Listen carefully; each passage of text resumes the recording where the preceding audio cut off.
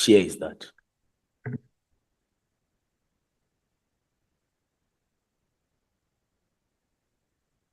Chair, if I may respond to that. The statement is as it stands. So the person who's an author, that's why I'm saying that this needs to be investigated further, because the person who's an author that wrote it like this. So the years honorable member is asking is not written, and I cannot say it is which year. It is my assumption that this happened when Kat Matlala was in custody. So if it happened when I was in custody, it might mean September 2025. But I'm not an author. I cannot guarantee. I don't want Honorable James to go to prison, police station again, and open a case against me. Honorable James. Sorry, Adams. Did I say James? My apologies, Honorable James. Honorable Adams, I meant to say. My apologies. Now, Chair, because you said no earlier on. Apologies, I have a clarity seeking question. General Nasi, Yes, ma'am. did you profile, number one, you know what is concerning here? Did you profile Jermaine Prim? That is the first thing I want to ask you. Secondly, I'm thinking now if it's coincidence that all three these people, Kat Matlala, Bester, and Jermaine, are all allegedly in CMAX. So the only way that Jermaine can listen to conversations of Kat Matlala is if he's on a cell phone. How do you explain Mr. Matlala then having a cell phone in CMAX? That's my first concern. My second concern is that Thabo Bester is also in that same block in CMAX. We've now received correspondence from Bester, from Jermaine Prim, and we've heard from Mr. Matlala.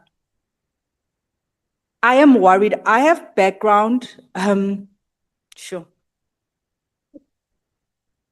without compromising myself with this. I think I'm going to leave it at they are in CMAX. Why do they have access to cell phones? I'm going to leave it at that for now. Thank you.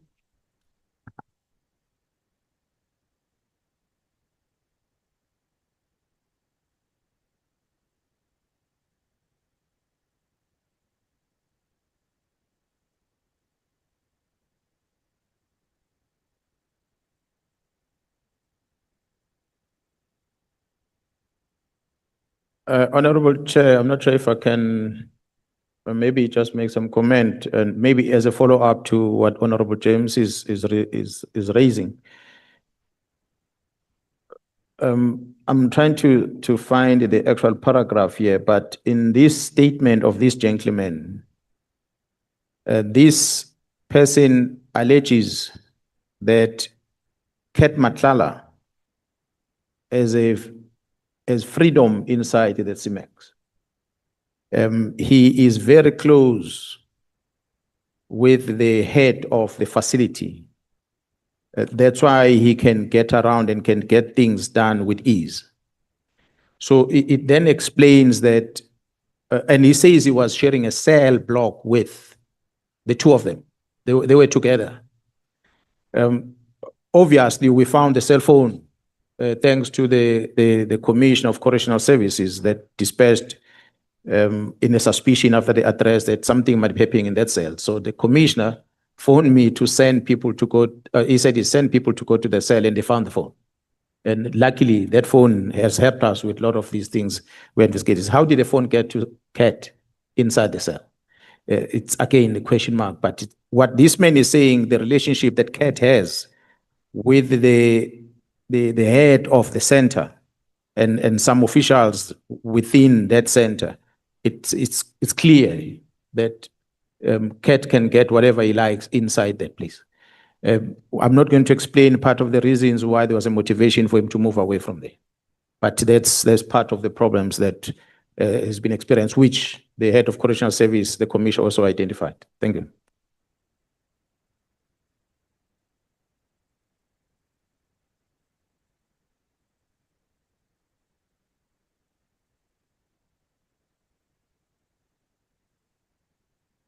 Thank you. General, just as a matter of information, perhaps, well, you would know. You know that Radovan Krecha was also there at Kgosi Mampuru. In fact, he may still have been there when the Honorable Committee had a sitting there. You know that or knew that? Radovan Krecha was also at Kgosi Mampuru. No, I was not involved in Krecha. I know he was in custody, but I never pay attention until I get to know about the KZN leg of it. I'm saying this because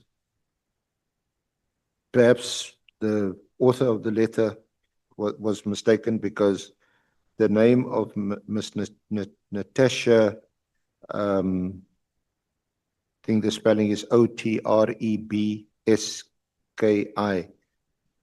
Otrepski. She is Krecha's attorney. And he was also there, and that paragraph mentions her legal visit. Also claiming to be his attorney, the author, Jermaine's attorney.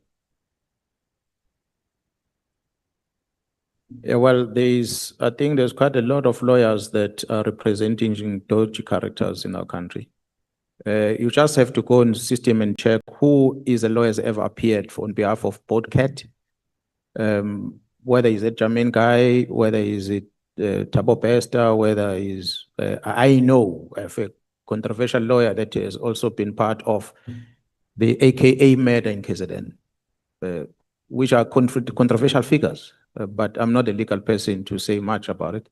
It's just an interesting thing to notice as a police.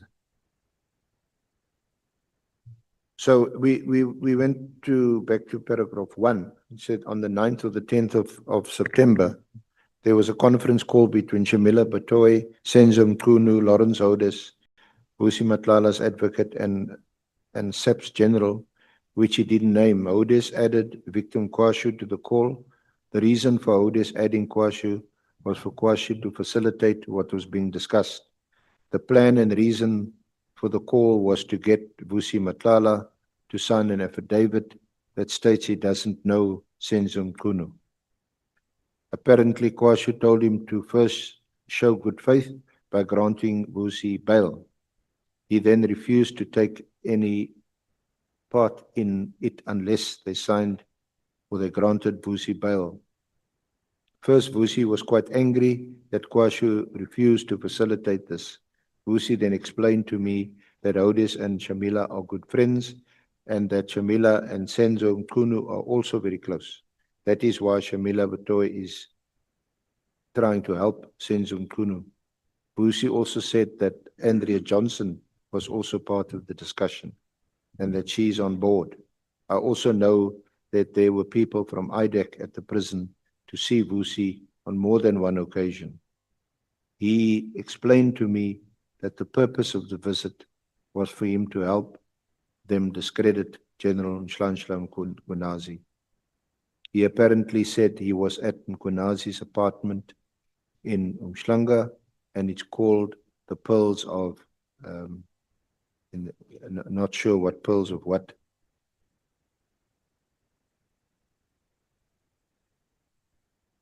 So General, that you say is also then, and it's something I wanted to come to, which is a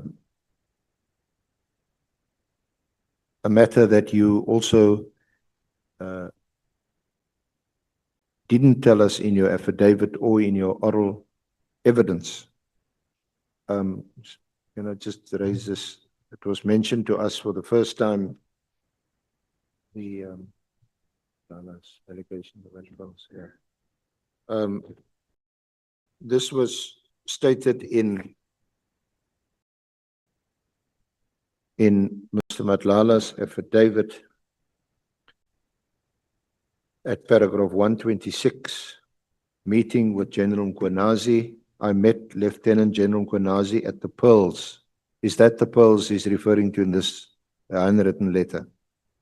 Yeah, well, this is, I believe, what this gentleman had was told by Ket Matlala Yes. even before the ad hoc committee went to hear from Ket Matlala himself.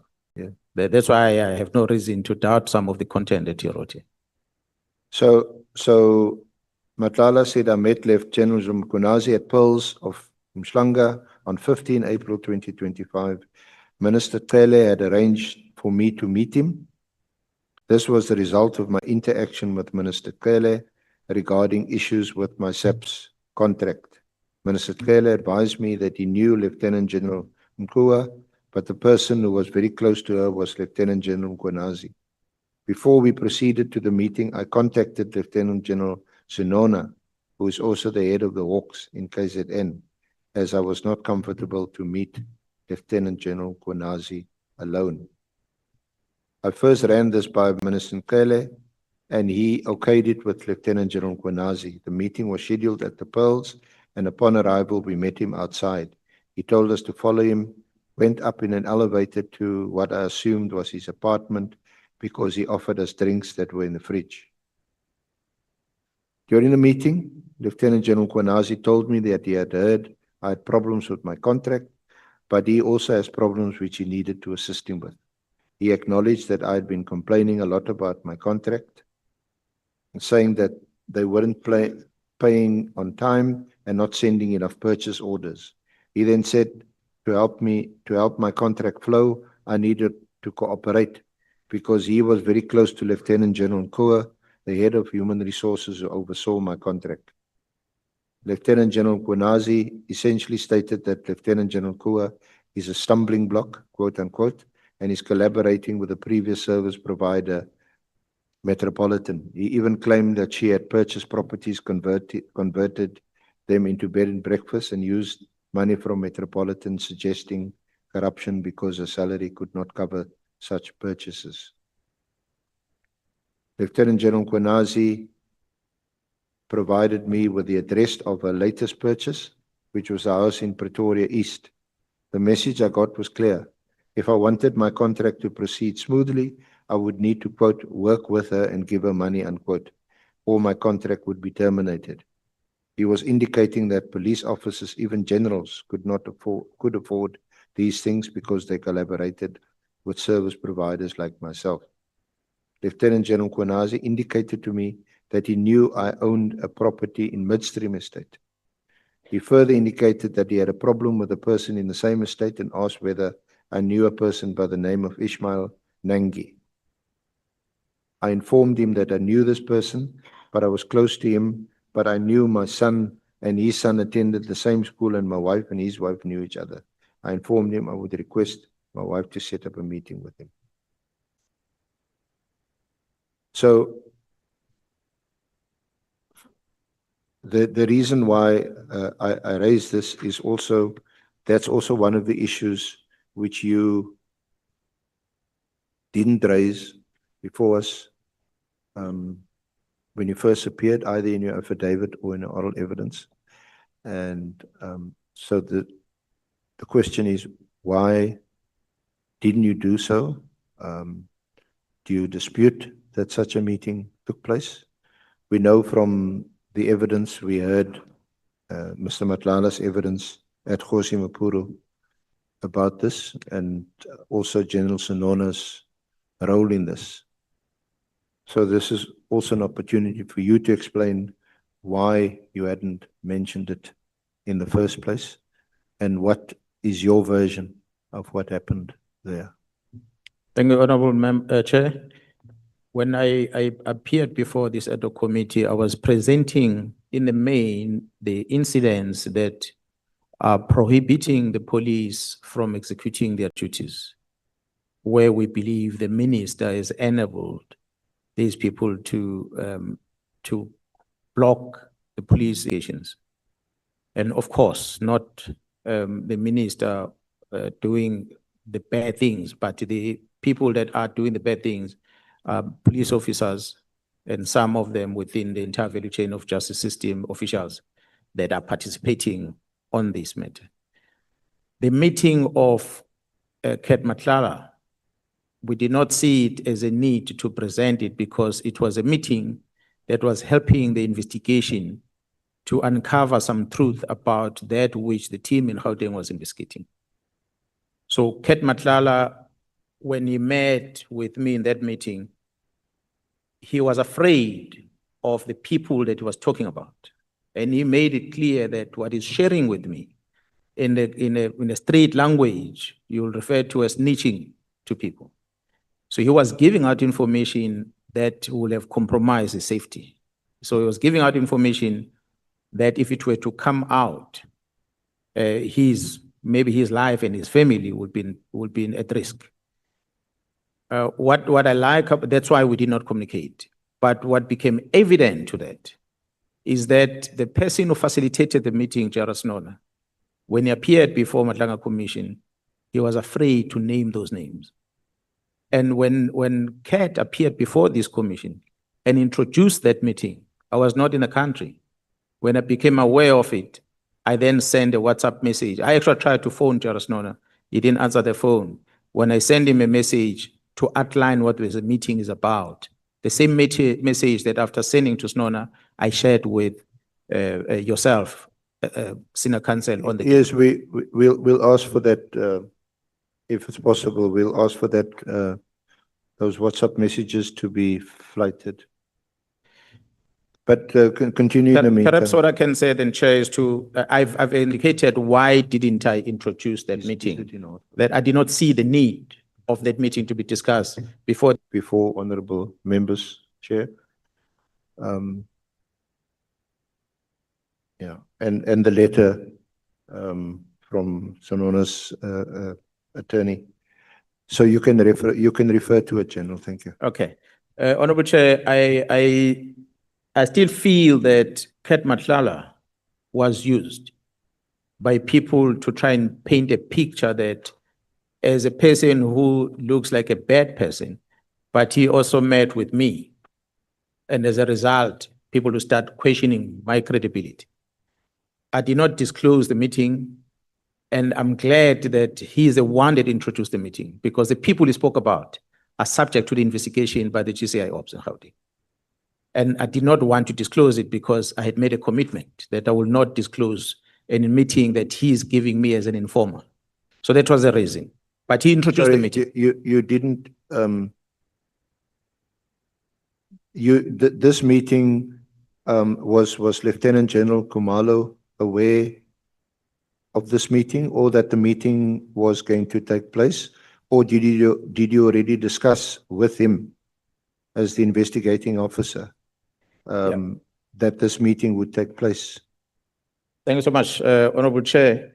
Perhaps the members must give me time to listen to this story, because I don't want you to get it halfway. How does it happen that I get to meet Ket Matlala right at the beginning? And when the members are listening to this, you're going to tally with a sergeant that was sitting on this chair from Mpumalanga that was brought by Mr. James to this house to come and open a case in Cape Town, that allegations of kidnapping and torture. Mr. Adams. Oh. And I'm looking at you, Honorable James, but I'm saying the name again. I don't know. My apologies. It's the second time I'm doing this. I'll take the fine, ma'am. Sorry about that. Yeah, Honorable Adams, the sergeant that came here and said things. So I'm going to link all these things together so that you have a clear picture of everything. I work in KwaZulu-Natal as the head of the police in the province. I report to the National Commissioner. I'm assisted by the colleagues from the national units. One of the colleagues responsible for the national unit is Jairus Nona. Jairus Nona is responsible to DPCI. DPCI does not report to me. They are assisting KZN, but they have their own specific responsibilities. And another one that assisted me back then, I'm sad that Mr. Adams is not here today, because I wanted to talk to him. I'm sure he's watching the TV. Perhaps must look at the screen. The one person that assisted me is Major General Chika. Major General Chika was the head of crime intelligence in KwaZulu-Natal during the time of riots. He was the one that Honorable James should be blaming for the failure, if any. Adams to be blaming Adams to be blaming for the failures of intelligence, if any, it is General Chika, because he was the head of crime intelligence in KZN. So I have crime intelligence, which is a national entity. I have DPCI, which is a national entity, and then myself in the middle. So from time to time, we're going to be communicating with colleagues. As when Chika is going on retirement, I'm away, I'm on his farewell, and I'm talking to the division to make sure that they fill up that post. The post that has since been vacant from that time to date has not been filled. But the National Commission told me that they are finalizing the process to get that post filled, but it's 12 months down the line. We still don't have a head of intelligence. General Snona is a person who comes from Gauteng. He was appointed in KZN. So I interact with General Snona. But I'd already heard of a name of General Snona even before coming to KZN. There's one former warrant officer, Malinga, who used to work at Organized Crime Pretoria, who still today is undergoing court because of issues that he and General Sinona were involved with while they were working in Pretoria. I don't want to get into the details of that, but there's a case that is dragging forever that does not end. So that's how I got to know, because I knew Malinga, and Malinga will tell me about General Sinona at the time. So that's how I got to know about Sinona even before meeting him. But fast forward, I'm in KZN, General Sinona is the head of DPCI in KZN.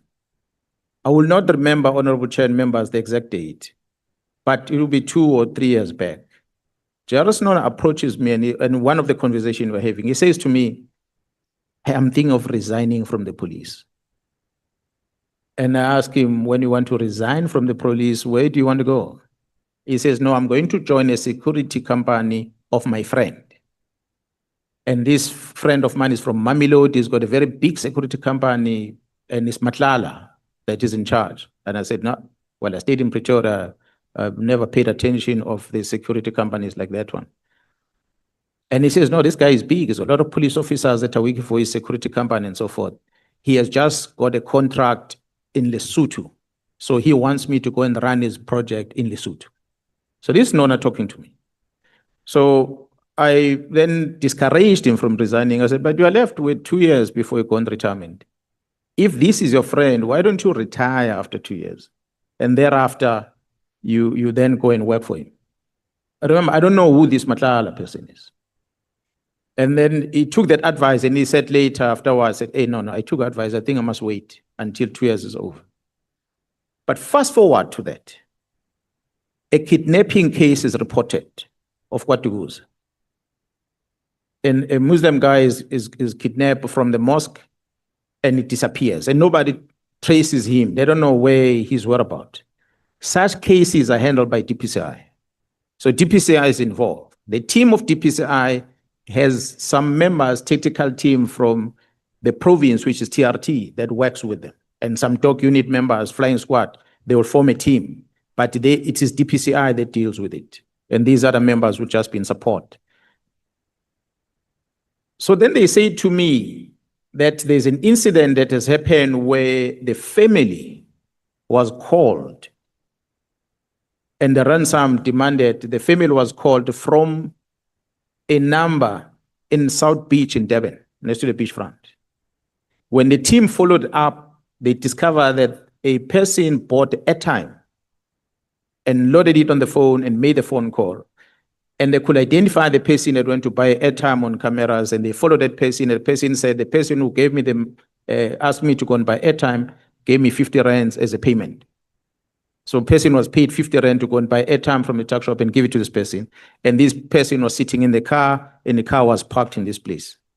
So the team followed that car. They discovered that it's a white bakkie with no number plate. So they started following the movement of that car through cameras in the assistance of security companies in KZN, because they're very good with these cameras they put out there. They have the team to trace the movements of this car. So until the car disappeared in the area of Mayville, Katomeno side, they couldn't locate it. So then they went back to check all the other cameras in Durban to look for this car, if there's somewhere the car was picked up early in the day or afterwards. So they picked up the car, stopped at the shop somewhere. And this individual got out of the car, they entered that shop. So they went to that shop and they downloaded the footage, and they identified 2 gentlemen in that footage that came from that bakkie. And one of the people they identified was Mr. Nangi, which was well known from the police as one of the high-profile wanted person on kidnapping in Mozambique. So that's immediately the team knew that means it's Nangi that is behind the kidnapping. And Nangi lives in Gauteng. So they went to trace the movement of the car at Marankin toll gate and all the other toll gates on the entry. They discovered that indeed this car had drove past there. And Nangi was driving, and he would be one passing the toll gate and paying. And they were easily, because I would identify, I would ask them, why you say you identify that it's Nangi? So he's got a funny eye. I don't know how his eye is like, but that's what draws attention on the team. So the team then moved to Gauteng. From what they are briefing me, they're updating me, but it's not my case. They arrive in Gauteng, they trace this information in Gauteng, they found Nangi, and they downloaded, took his phone, and they opened his phone. In his phone, they found, which was a shocking thing, a person whom yesterday Sergeant Kgosi presented before the Matlala Commission to be known as an expert in kidnappings. Kgosi spoke about him yesterday. They found a communication between Nangi and this gentleman. And in actual fact, money transfers between Nangi and this gentleman, 300, 200,000 rand, a lot of money. And to the team, they were shocked and said, but the person is known as a private investigator dealing with kidnappings. How does he have a relationship with Nangi, who's known to be a kingpin in kidnapping? It could be that the person who's a private investigator is linked to Nangi. Because if you go back on the chain members and check, majority, 90% of the time, well, this is a 90% I can talk about, maybe not the one of Jara Kumalo that you were fighting with them about. Majority of the people that are kidnapped are Muslim people. Majority of them, because they've got cash in their shops. And almost 100%, majority of the time, more than 90% of the time, there's a lump sum paid before they are released.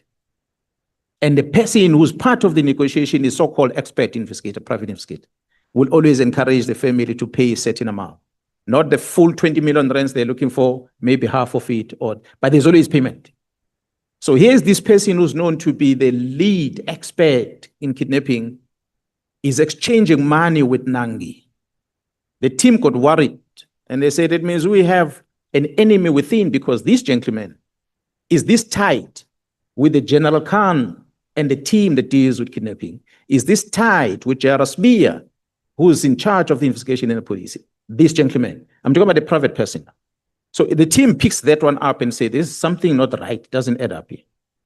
As they were interrogating, I don't know the how part, they discovered that the kidnapped individual is kept in a house in Mpumalanga. They traveled to Mpumalanga. They arrived in Mpumalanga in a particular house, and there was no one there. And when they engaged with the community around, the community said, we've been suspecting something dodgy happening in this house. But before you arrive, there were a lot of movement, cars that drove out with speed, and they left the place. And the owner of the house is the sergeant, the police sergeant. And this police sergeant stays in another house somewhere. And they directed the police to the next house. So the police moved with speed because they're looking for a kidnapped person. They went to the next house. When they arrived in the next house, they were told, this gentleman has gone to Mozambique. He has crossed with the person that's kidnapped to Mozambique. And the team then engaged with the people in Mozambique and said, looks like there's someone there in Mozambique that has crossed with the person that is kidnapped. So, and I heard there was a talk of, when you were sitting here, I was talking about the video that was available. There is a video available of a shop close by that shows police cars coming to the property and the police cars leaving the property.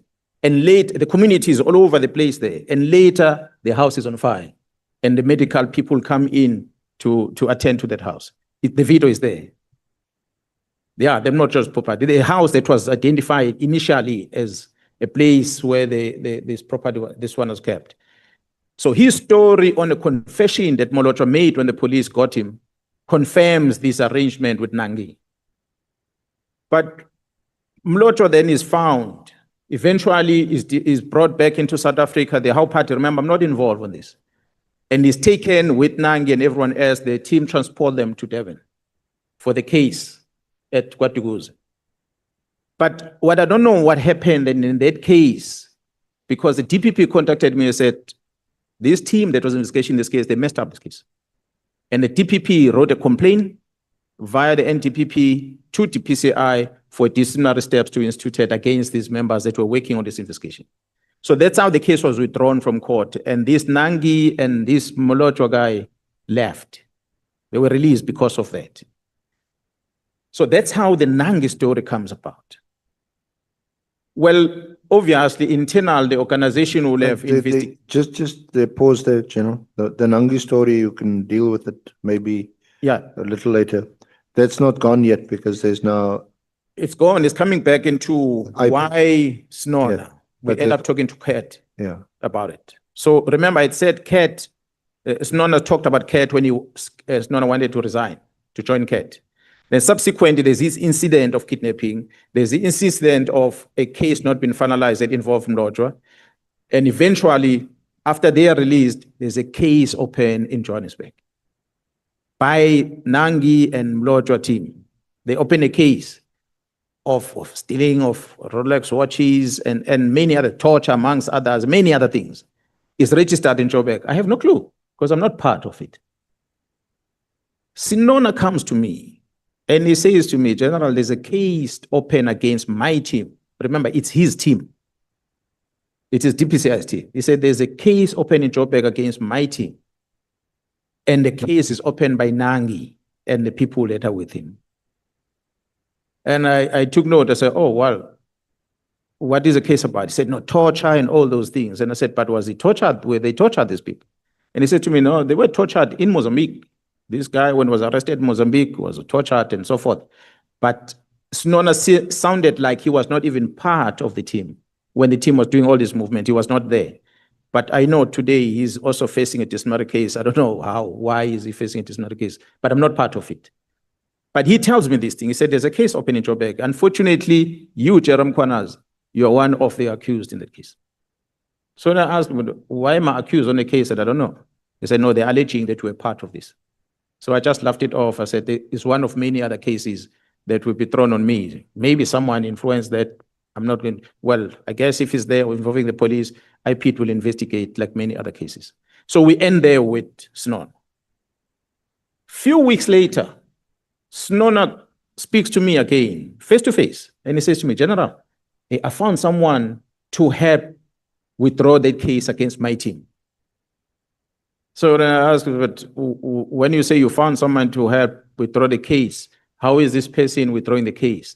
He said, no, this person spoke to one of the complainants. So I asked, who is this person? And he said, Vusmus Matlala. Now I already know the name Cat. And I said, but okay, you said you found him.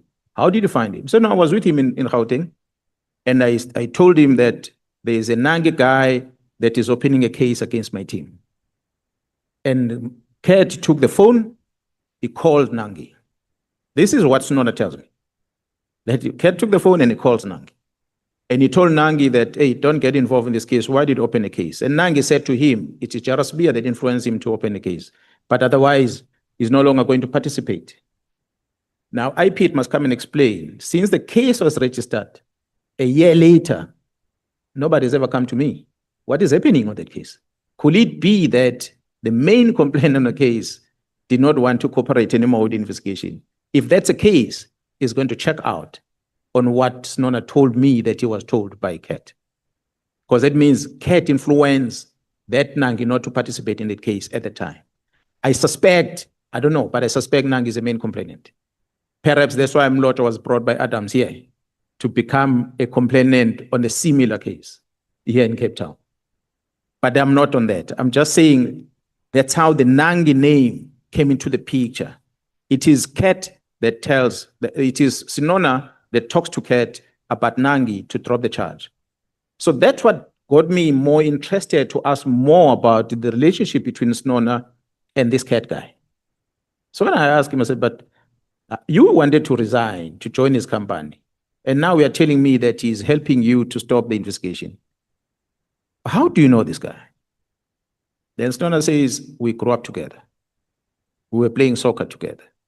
Then I remember I said, but you said Cat stays in Mamelodi and you are from Soshanguve. how did you grow up together? This township are far apart. He said, no, we're playing soccer together. That's how we know each other. Remember the time, I don't know the age of Cat. I don't even know how old he is. He's just telling me about they grew up together and that's how they got to know each other. So I had no reason not to believe him. So I said, so he's your brother, ne? Is that close to you? He said, no, he's my brother. Then I started saying to him, but there's investigation happening in Gauteng where this Cat is got issues that are questionable about him. So you sure you're not part of the wrong? He said, no. Cat is, I know him as a clean guy, he's my brother. Even if you check the phone communication between me and him, we are brothers. So I had no reason not to believe the head of the Hawks in KZN when he tells me this, that Cat is just a brother. I finished the conversation, I talked to Kumalo, I said, Sinona has this close relationship with Cat.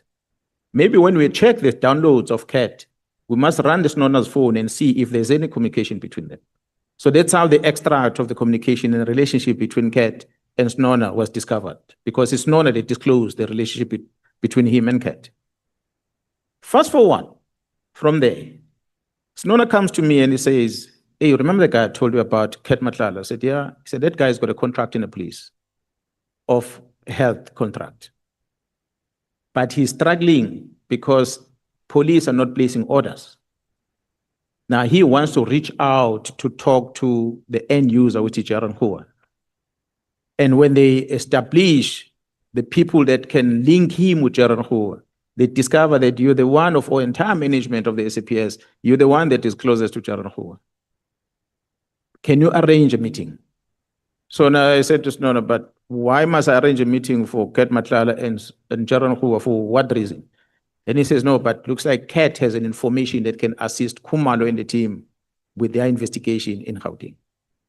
So that what drew my attention, and I said, but he's got information. What information? He said, no, the role that's be a place in this whole criminality happening in Gauteng. So that got me excited. And I said, okay, well, we'll confirm the meeting. From there, I then contacted Jaro Kumalo. I said, Jaro Kumalo, this is what I'm aware of. Must we have this meeting? So we agreed, no, let's have the meeting, but let's control the venue where the meeting is. And let's wire the place so that you can record everything happening in the meeting. Hence the flat. That we had to discard, get a flat, a place where we can go in, nobody can trace us. Anything happening there can be on record. I was hoping the day that Cat is going to say he gave me money, because I was going to come and show you that there was never anything handed. I'm glad he didn't, because there was nothing. So the meeting then is arranged, and I go back to Snona, I said, tell him to come. Then Jaro Snona invite him to come. And I said to Snona, I know this guy moves around with bodyguards. When he comes to see me, he must be alone and you, just the two of you, nobody else. So you're going to pick him up, or you pick him up, you're going to bring him to me. Then he said, okay, we're going to meet at Mhlanga. The meeting is going to be around Mhlanga. They met at the hotel. Mr. Adams is not here. I'm sure he's watching at home. Oyster Box. Oyster Box is a very expensive hotel in Durban. That is where they met. Cat and Snona. Whether inside the hotel or at the parking, I was not there, but they met at the hotel. Because after that, Snona, first time I saw Snona driving a Polo car. You know, this one is driven by these Uber boys, the small car, VW. Snona was driving that car. He called me, he said, I'm with Cat. We're driving this Polo. We are getting out of Oyster Box. So I said, okay, come up because I'm in the vicinity. He gave me a description of the car. I spotted the car. Then I said, okay, I see I'm driving this car in front of you, the Mercedes-Benz. Can you see it? He said, yeah, no, we can see it. I said, okay, follow me. So I drove them down towards Pavilion, Beverly Hills Hotel, around into Pels. There's a parking at the bottom there for those that know Mhlanga, towards the beach. So we enter in there, into the boom gate. I show my face, the boom gate opens. I go in, I tell the security to open for him. They open for them, and they followed me. Some 50 meters, we park, we walk, we get out of the cars, we walk into the lift, into your apartment. Honorable Chair, that apartment from where we're seated in a 3-seater dining room table, a glass table, can only sit 3 people. Where I'm sitting, at least a meter, is the wall. Behind me, a meter, it's another wall. On this side, it's a lounge that will be at least maybe about where Honorable Skosana is seated. That's where the TV is. And on that corner on that side, which is a good 4 meters or so, is an entrance into the apartment.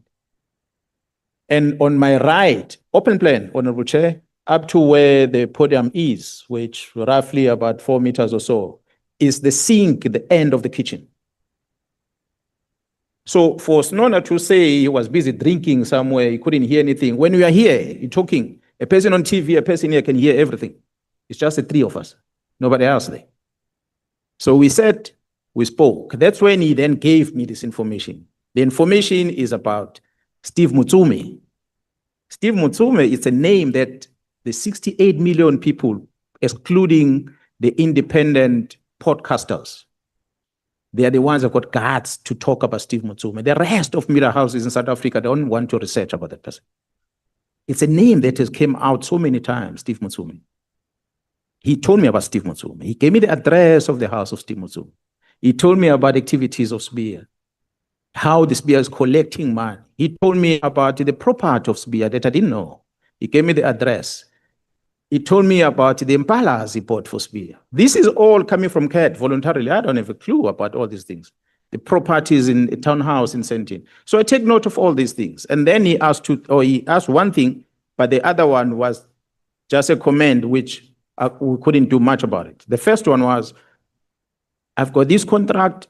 I've got so many people that I should be paying that I haven't paid, but the police not placing an order. Can you get Gerald Hua to meet up with me so we can discuss and get to hear what is the issue?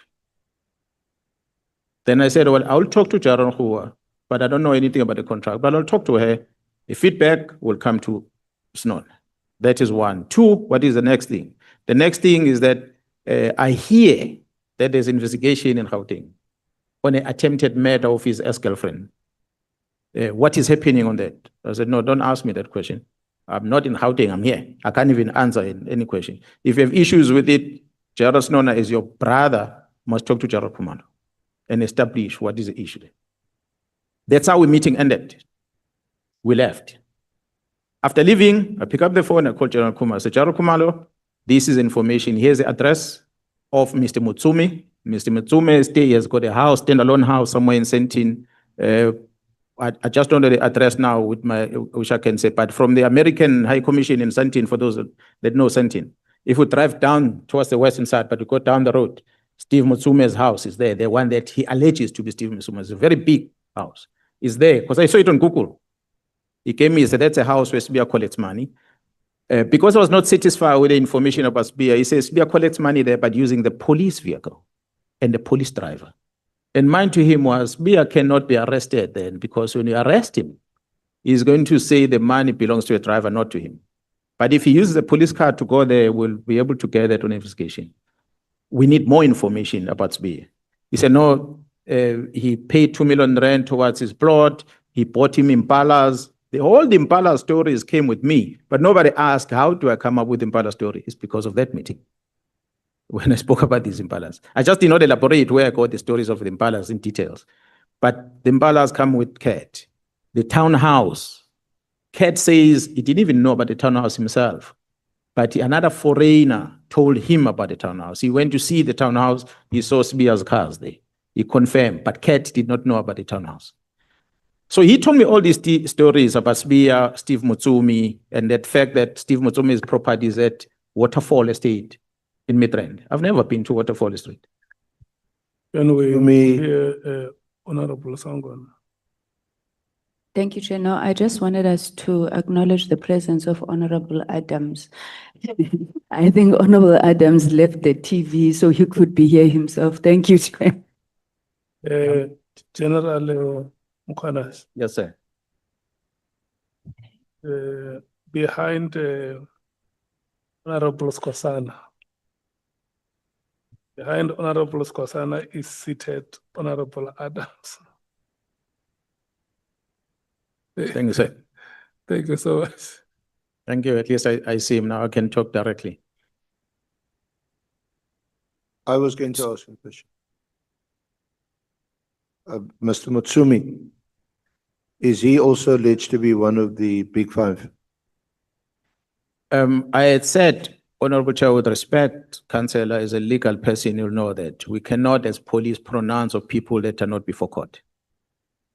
But it's a character that the police officers are afraid to even call his name.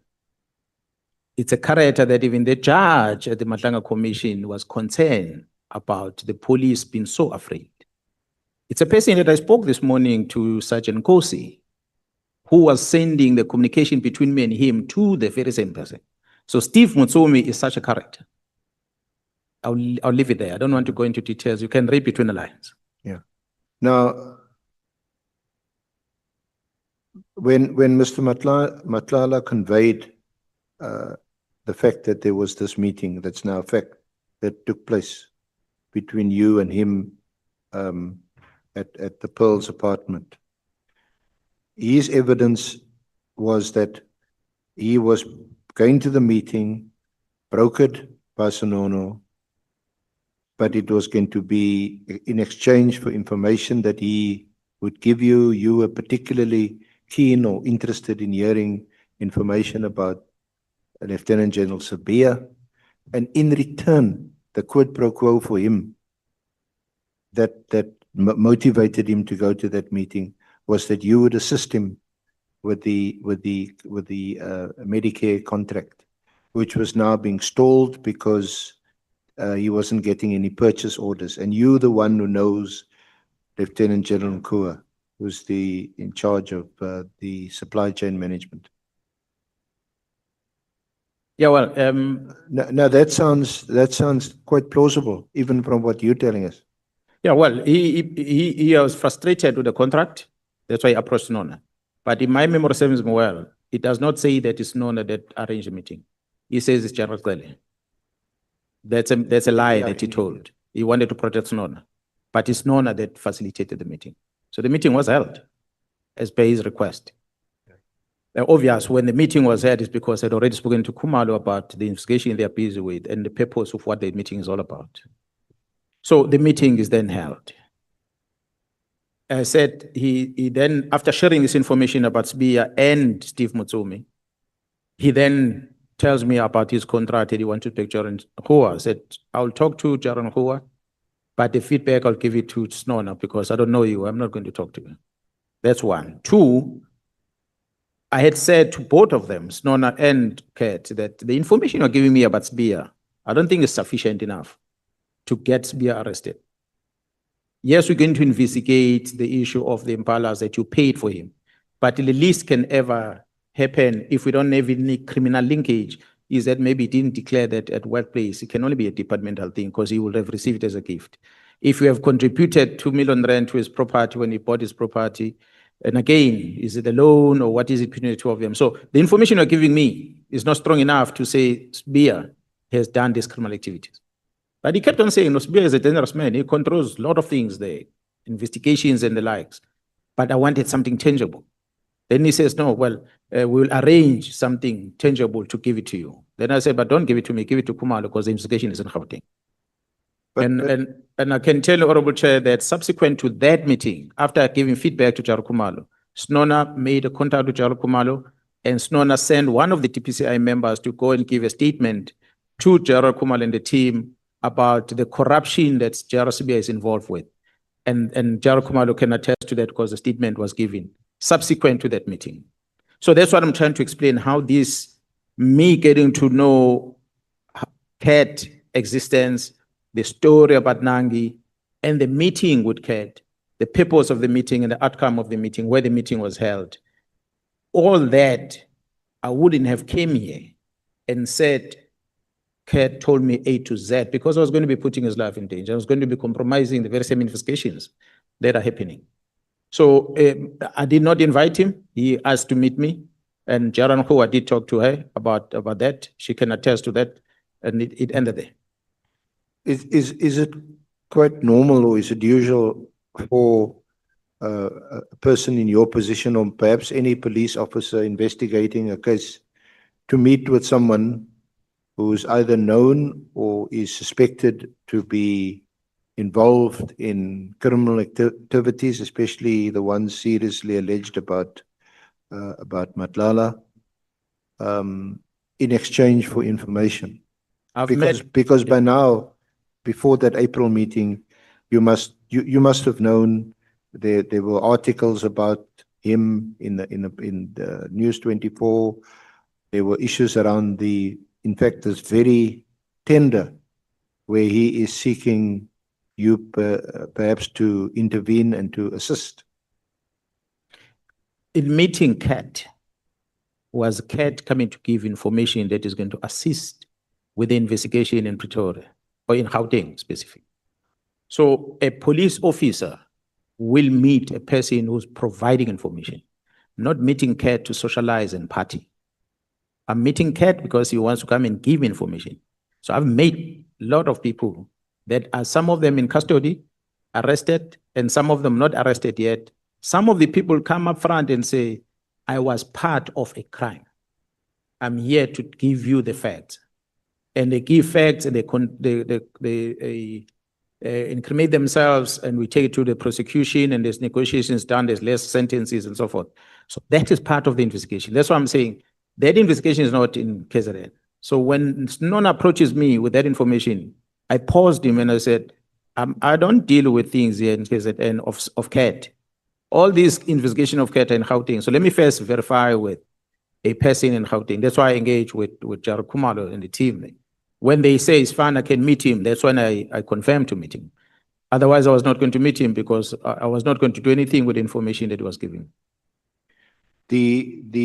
Just to round off on this aspect, what is it that you want to highlight in this WhatsApp exchange with Sonona? What then happened, Honorable Chair and members, is that last year I'm attending an Interpol conference in Morocco. While I'm in the conference, I received a communication that Kat Matlala is talking about the meeting me and him had in Paris, in Durban. And for me, I was shocked to say this is a person who was snitching to his own people, but he's the one who's introducing the meeting. So I found it interesting. But because I don't communicate with Kat, I then communicate with the person that brought Kat to me. I phoned Jarasno. Jarasno didn't answer the phone.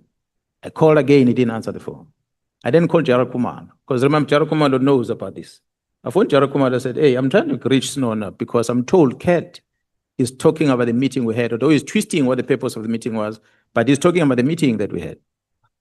And Kumala then says to me, he just laughed it off. He said, you know what? I don't think Snona is going to answer because Nona is scheduled and then he was going to get caught. I don't know how he came to know. Maybe the media that communicated it.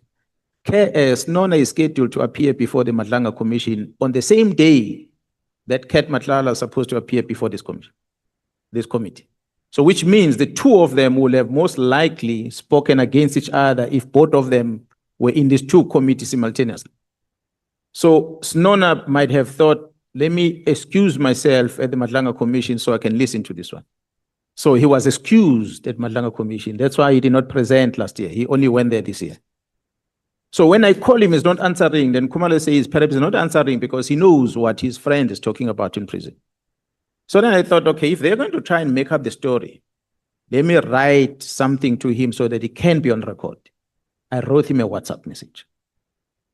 And I told him about how he used to tell me about Kat, how he knows Kat, how he facilitated the meeting, what was discussed in the meeting, how he exposed his syndicates that he operates with, including Jarasbia, in that meeting. But then I closed my message by saying, I'm still going to go to the auto committee and I'm going to come and present this thing on record. I left him like that. Today, Jaros Nono, who's my colleague, who works in the same building with me, who talks to me anytime he wants to, has never called me, has never walked into my office, has never confronted me about that call and the message I sent him. Until in January, when it was a week or two before he goes to the Matlala Commission. And then his lawyers, and this letter is in the exhibit bundle. There's a letter that his lawyers write to you on the 9th of January. It appears as if the meeting was also recorded. The lawyers write. Have you got the letter? Yes, I do have. Yeah. Well, I know what I wrote there without even having to worry, but it's part of the exhibits.